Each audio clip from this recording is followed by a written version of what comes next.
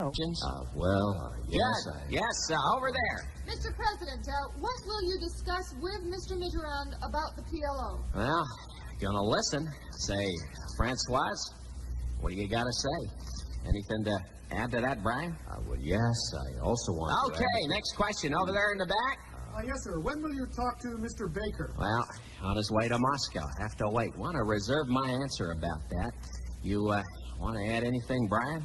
Yes. Okay, I'll take one more question there. Mr. President, what about Iran moving into parts of Iraq? I know about it, but gonna reserve an answer on that because I want to, is that a phone ringing? Want to get that phone, please, Brian? I'd really appreciate that. Yeah, get it, please. Hello. Brian, it's Joe Clark calling, External Affairs Minister for Canada. I have an update from Syria. That's excellent. Yes, indeed. So, could I speak to the President, please? Double exposure.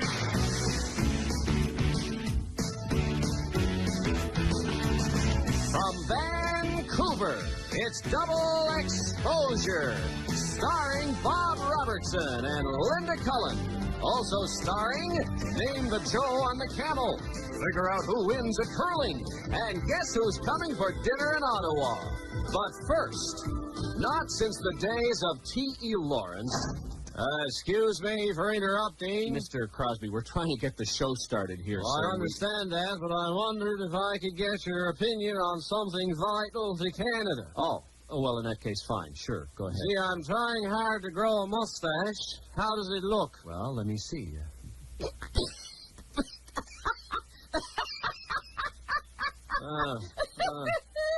No need to be rude. Not since the days of T.E. Lawrence have the sands of Arabia seen such a heroic figure, a uniter of Arabs. Yes, in the last week and a half, the world has witnessed a giant among men, Clark of Arabia.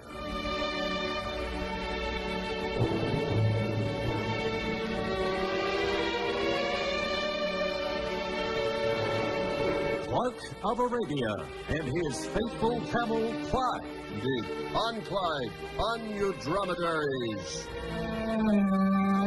Let me tell you about Ahab, the Arab, the sheik of the burning sand. Clark of Arabia left his beloved Aylmer with a burning passion. Excuse me, a burning what? A burning passion.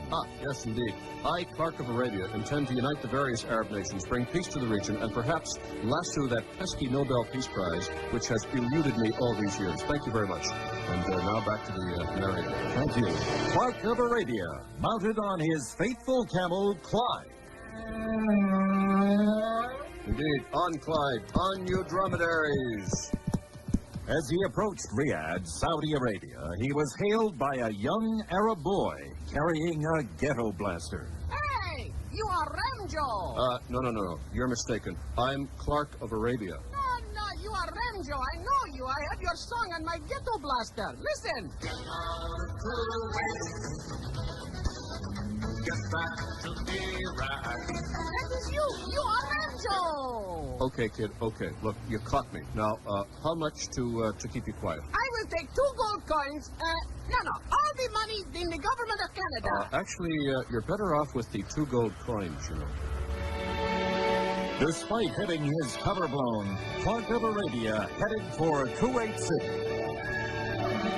On Clyde, on you dromedaries. Clark of Arabia, aboard his camel Clyde, slowly walked up to Crown Prince Sheikh Well before opening. Please, Clark of Arabia, I do not like camels. They spit, and he is looking very much like he is about to...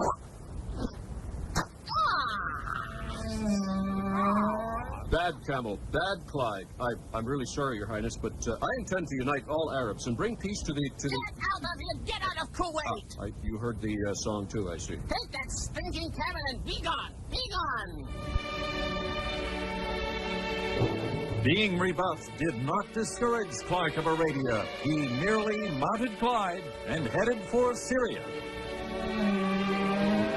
Indeed. On Clyde, on you dromedaries. Clark of Arabia and his camel companion headed through the streets of Damascus. Hey, you! Oh, me, get that stupid camel away from me. They spit, you know, and I think he's going to spit. Bad camel, bad boy. Gee, I'm really sorry about that. Here, use my hanky if you like. No, actually, I'm not an idiot. I'm just from the Canadian government. I am Clark of Arabia, uniting the Arabs, bringing peace to the entire... Okay. Yes, on my way. Let's go, Clyde. Well, this is fast becoming the worst disaster in the desert since Ishtar. As Clark of Arabia dragged his weary peace train into the busy center of Tehran, it occurred to him that a movement was beginning. Excuse me, my good man, but I wonder... Oh. Bad camel. Stop spitting, Clyde. Pardon me, sir, but I bring peace to the Middle East, a uniter of Arabs, and I also wanted to Clyde!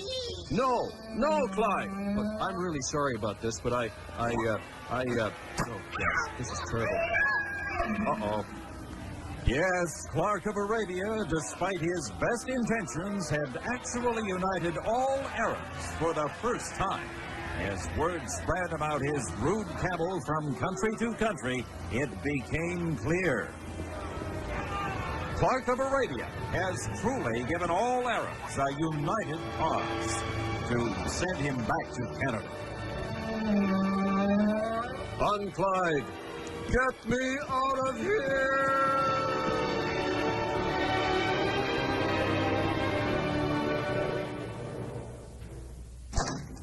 Hello, is this the double exposure studio? Yes, it is. Say, I know your face from somewhere. Yes, I'm Sharon Carstairs. Oh, right, the president of the Canadian Labour Congress.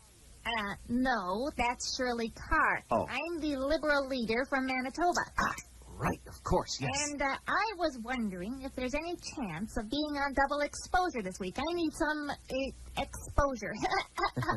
Yeah, well, but you see, this is a topical satire show, and, well, you haven't been heard from in a long time. Oh, sure I have.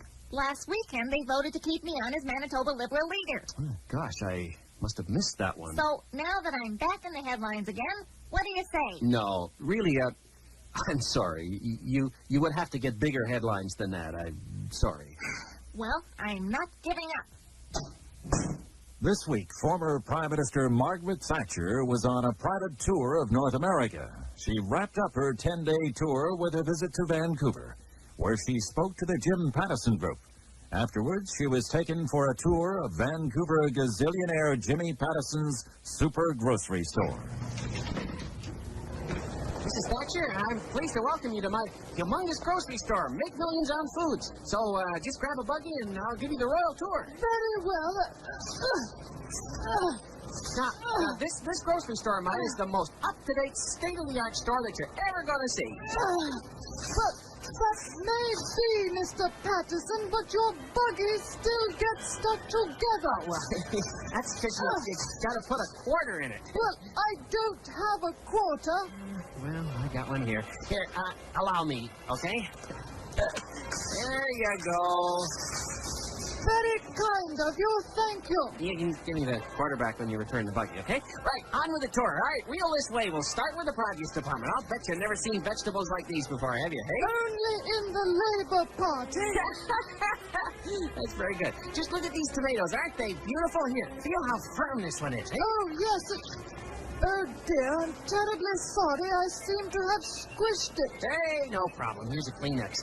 Now, look at these zucchinis. Aren't they beautiful? Just feel the weight of that one, huh? Yes, whoops. Oh, dear, squished again. Oh, don't you worry. One tomato.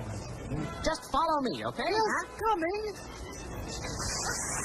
Oh, you stupid twit. Watch where you're going. Terribly sorry, and I was just... Oh, say, Margaret Thatcher, long time no see. It's John Crosby, the Minister of Trade for Canada. Mr. Crosby, so good to see you again. Here to get some groceries. Well, actually, no. I'm here to find out what you think of my mustache. Your mustache... I think I'm picking the wrong people to ask here. Mrs. Thatcher, Mrs. Thatcher. Look at these watermelons. Aren't they cute? Huh? Just feel how solid that one is, huh? Oh, look, Mr. Patterson, I do apologize. Hey, don't worry about You it. see, I simply don't know my own strength these days. Why's that? But I've been lifting weights. Lifting weights? Why? Well, because I believe that if I hadn't been a weak woman, things would have gone quite differently 3 months ago. You know, since I was dumped as Prime Minister, I've really had only one wish. If I were a real man, yabba dibba dabba dabba dabba dibba dabba dum, I would be Prime Minister today. If I were a macho man, I wouldn't have to wear skirts. Yada diddle diddle dibba dabba diddle diddle dum.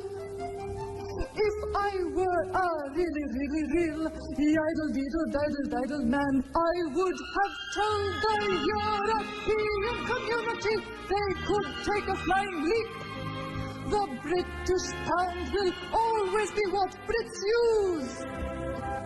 I would tell Britons they must all pay the poll tax, even if they all go broke. No one argues if you are a bloke. If I were a real man, yabba diddle diddle diddle diddle diddle diddle dum, I would be Prime Minister today.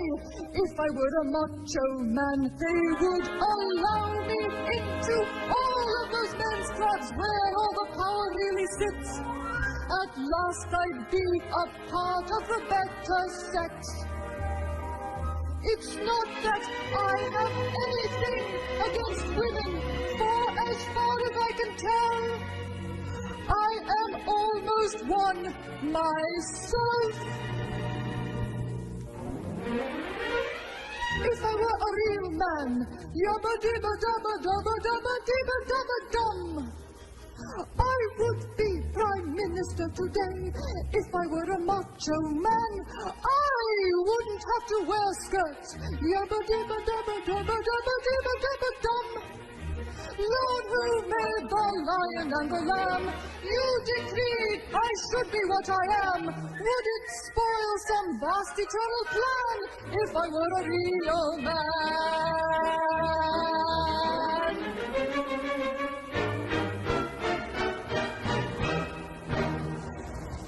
So, what do you think, Mr. Patterson? I think that'll be $3.75 for the vegetables, please. I'm Corporal O'Hara. This double whammy? Double exposure, CBC radio. Oh, sorry. Never listened to it. I'm hooked on Garbage 1020. Garbage 1020, was that a radio station or something? Yeah. The music's crappy, but they play 3 hours of uninterrupted hits from 1955. That's incredible, Corporal O'Hara. But what's the problem? Why are you here?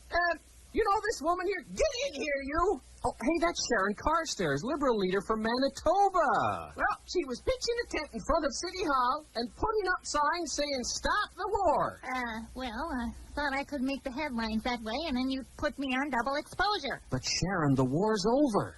Oh, well, look, I don't give up easily. I'm really sorry, Corporal O'Hara, about that. Quite all right. Well, I must be off then. Yeah, right. Oh, happy St. Patrick's Day. This is Victoria Penner, small but vital reporter. I'm in the workshop at CBC, talking with CBC engineer Ace DC. Hey, don't touch that soldering iron. Oh, sorry. So, Ace, what have you invented now? I have invented a tiny microphone so small it can be attached to a common housefly. Yeah, right. Don't believe me? Double Exposure is testing it right now in Ottawa at the Mulrooney Bush Dinner. You mean... Yes. Double Exposure will be a fly on the wall at that dinner. Incredible. So, how's it working? Well, right now, Robertson and Cullen are in a van parked on Sussex Drive, monitoring. Have you got the signal yet? Okay, just hang on Find a it second. there? Hang on. Here it comes. There it is. Geez, it works. Hope the fly can get in close on this. Listen, somebody's talking. Don't worry, Prime Minister. I'll look after it. Oh, Prime Minister, the President's coming into the room. George, good to see you. Yeah, good to see you, Brian. Brian, stop licking my shoes, would you? Come on, get out. Sorry. Have a seat. Dinner is ready. It's ready now. Well, I'm starving. What's for dinner? Tonight we're featuring Canada's greatest chef, Stephen Yan of Walk with Yan. Oh, good to meet you. It's a walking dinner. Am I right, Well, huh? I guess. Hey, I like what you did with Ewok. Get them out of Walk. Kuwait. Storm and Norman Swartz Walk. Operation Desert Walk. Look, now, get out of my face. I came here to eat, not to listen to walk puns. I get it. Okay, here's dinner. Thank you, Stephen. George, first off, where's Secretary Clark? Have you seen... Well, I don't know. He's your Secretary of State. I thought he'd be joining us. George, Brian, for crying out loud, stop licking my shoes. Now, what in heaven's name do you want? I'll tell you what we want. Now, who is she? I'm Sheila Kopp's leader of the interim leader of the Liberals. I've been hiding under this table because I knew Brian would be afraid to ask you this. That's not true. What I want to say We is that... want to remove the 15% duty on softwood lumber. Well, I'll think about it. Thanks for coming by. Brian? Oh, for Pete's sake, stop licking my shoes. George, I really... Well, pardon me for interrupting. Now, how many people are hiding under this table? Well, John Crosby's the name, the Minister of Trade for Canada. And you want to talk about this softwood lumber duty, too, I suppose? Well, actually, I was wondering what you thought of my mustache. Well, let me see it. Well, I think I'd better shave it off.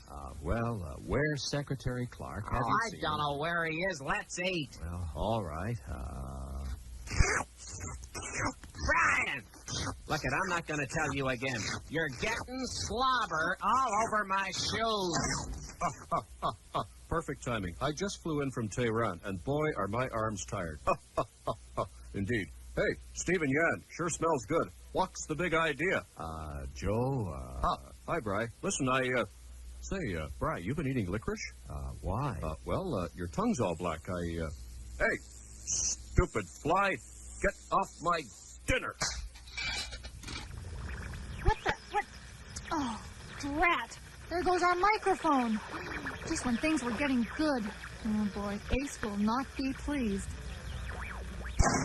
Hey, this double explosion? It's double exposure, CBC radio. Yeah, whatever. Anyway, I caught this woman here at Pacific Press. That's where I work, making up headlines for the Vancouver province, Yeah, well, my sympathies. Yeah, whatever, Hey, you come in here right now. Oh, no, hold it. That's Sharon Carstairs. Oh, not again. You know her? Yeah, the Liberal leader from Manitoba. Yeah, well, she was messing with my typesetting machine, Trying to sneak a headline into the paper, Oh, is this true, Sharon? Well, I was desperate. I felt it was the only way I'd make it into the headlines and get on double exposure. Oh, geez, Sharon, I really wish you hadn't done that, Yeah, I can see you two want to be alone, so I'll get back to my headlines. How's this sound? Saskatchewan, now a province that knows no bounds. Yeah. Fine, okay. Sharon, look, you have to stop all these stunts. Well, I just want to be on double exposure. All right, look it. I promise. We'll put you in the show. Let's see. We'll put you in a sketch with Mulrooney and Kretchen and Keith Spicer. That would be fine. Yeah. And, stand by. It's coming right up. As the years dragged by and the multitude of Constitution committees droned on, it became apparent to the people of Canada that there was only one way to settle the issue of the Canadian Constitution. Hold a bonspiel. Yes, a good old-fashioned bonspiel. But instead of using rocks, the curlers would throw the actual heads of the heads of government. And this was the way it sounded.